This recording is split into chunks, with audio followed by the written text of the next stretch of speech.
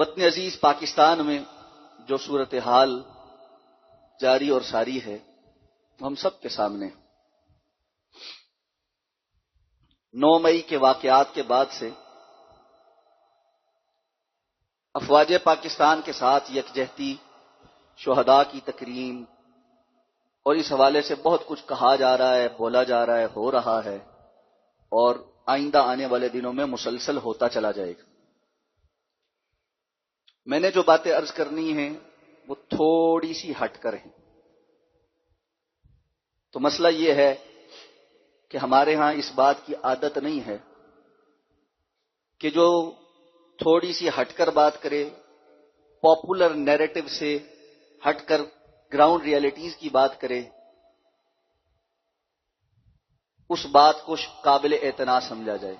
یہ ہمارے ہاں عادت نہیں۔ اور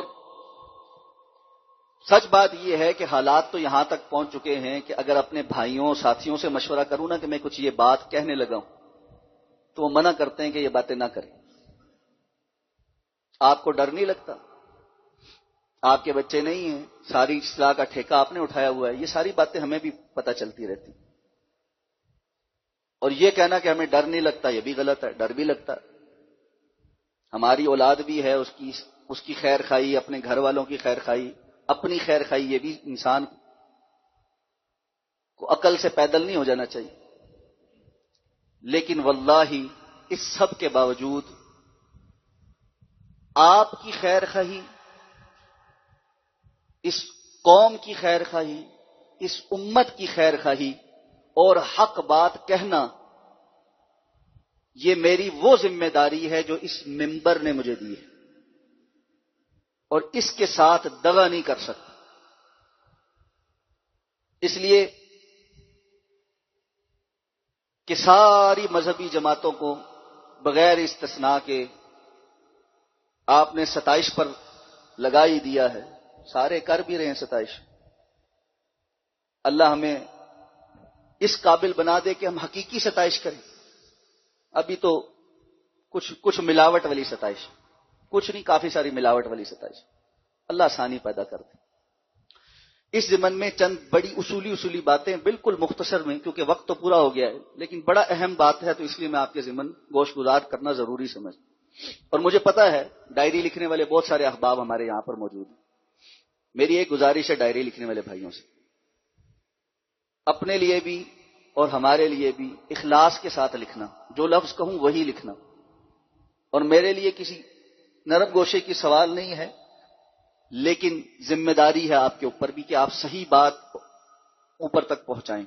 تو جو کہنے لگا ہوں پوائنٹس کی صورت میں کہوں گا، اسی طرح لکھیں۔ نمبر 1، اس قوم نے اپنی افواج کو ہمیشہ سر آنکھوں پہ بٹھایا، کبھی مایوس نہیں کیا۔ آپ اگر یہ کہیں کہ قربانیاں صرف آپ نے دی ہیں اور قوم نے نہیں دی تو بڑی زیادتی ہوگی۔ آپ ہماری فوج ہیں، ادارے ہیں، ہمیں آپ پر فخر ہے، آپ کی قربانیوں کا احساس ہے اور ہم اس کے معترف ہیں۔ میں سمجھتا ہوں آپ کو بھی قوم کی قربانیوں کا معترف ہونا چاہیے۔ یوم شہداء ہے، تمام شہداء کی تکریم ہم سر آنکھوں پر رکھتے ہیں، اس لیے کہ ہمارا نظریہ تو یہ ہے کہ یہ ملک لا الہ الا اللہ کے نام پر بنا ہے، اسلام کا قلعہ ہے۔ اس کے لیے جس نے جان دی ہے اس نے اسلام کے لیے جان دی۔ روڈوں پر شہداء کی تصویریں لگی ہیں، کچھ تصویریں بغیر وردی والے شہداء کی بھی لگاتے تو ہمیں احساس ہوتا ہم بھی اس شہادت میں آپ کے ساتھ شامل، اچھی بات ہوتی۔ دوسری بات، قوم کو ایک مرتبہ بتائیں کہ کون غدار ہے اور کون نہیں۔ کہ ہر 10 سال 15 سال کے بعد، 5 سال کے بعد، 3 سال کے بعد غداری والا سرٹیفکیٹ کسی اور کی کورٹ میں چلا جاتا، ہمیں سمجھ نہیں آتی کہ ہم کس طرف رہیں۔ ہم آپ کے ساتھ ہیں، سمجھ نہیں آ رہی کہ کیسے ساتھ ہوں۔ آپ کہتے ایسے کرو، ہم کہتے ایسے کرتے ہیں۔ تھوڑی دن کے بعد پتہ لگتا ہے نہیں ایسے نہیں کرنا تھا، ایسے کرنا تھا۔ ٹھیک ہے جی، وہاں آپ جاتے ہیں، اب گھروں کے اندر تقسیم شروع ہو گئی ہے. والد صاحب کہتے ہیں جی اس طرف جاؤ، یہ ہمیں پہلے بتایا گیا تھا زیادہ صحیح ہے. بیٹا کہتا ہے نہیں جی ہمیں تو 5th جنریشن میں یہ بتایا وار فیئر میں کہ یہ زیادہ صحیح. قوم کا ہیرو یہ تھا، مسلم امت کا لیڈر یہ تھا. تھوڑے دن کے بعد پتہ چلتا ہے تو وہ تو چور ہو چکا تھا، وہ تو ڈاکو تھا، وہ تو غدار تھا. تو بھائی ایک مرتبہ کوئی فیصلہ کر لیں. بڑی دفعہ آپ کو موقع بھی ملا ہے 8-8 10-10 12-12 سال کا بھی، اس میں ہی کوئی فیصلہ کر لیتے. یہ بندر بانٹ تیتر وٹیر ادھر ادھر کرنا یہ کب تک چلائیں گے؟ اس طرح نہیں چلے گا.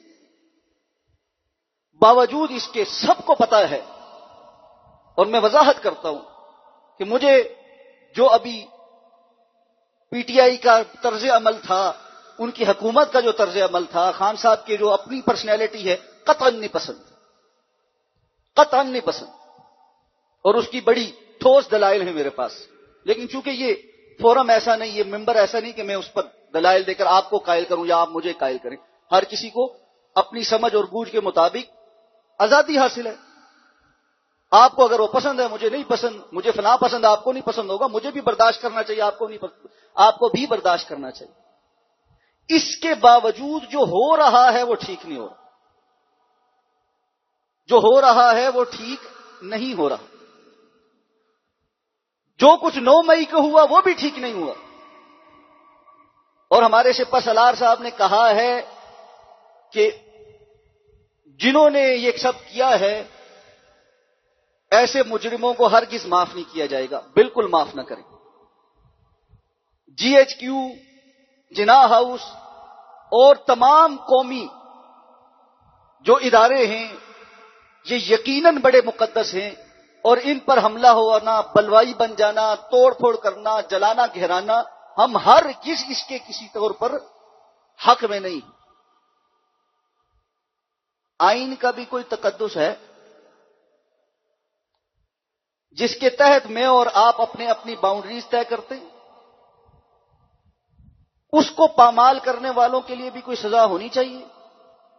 یہ سادہ سا سوال ہے، ہاں نہ میں جواب آپ خود دیجئے.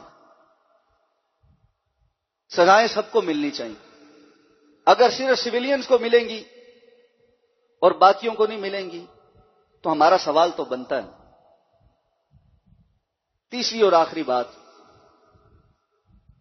یہ جو انٹرنیشنل گیمیں ہیں نا، یہ یقیناً گیمیں ہیں اور ہر کسی کے اس میں اپنے مفاد ہیں. خدا کے لیے ان سارے بیرونی مفادات میں اس قوم کے مفاد کو بھی کہیں سوچیے. یہ قوم ہے تو آپ ہیں، سر ہے تو ٹوپی رکھیں گے. قوم کی حالت کہاں ہو گئی، کیا ہو گئی، معاشی حالات کہاں پہنچ گئے، اس کے اندر جو ہمارے قصور ہیں پہلے بڑی دفعہ اس پر بات کر چکے ہیں، میں آج اس پر نہیں بات کرنا چاہتا. آج سوال ہے ارباب اختیار کا.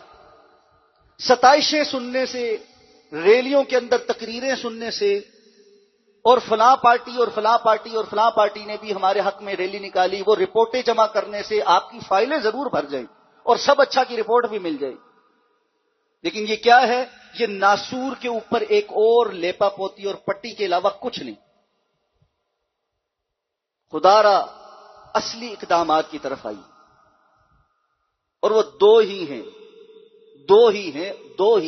نمبر 1، اللہ سے وفا کرتے ہوئے جس نام پر یہ ملک حاصل کیا گیا تھا اس نظریے کے ساتھ مخلص ہو جائے.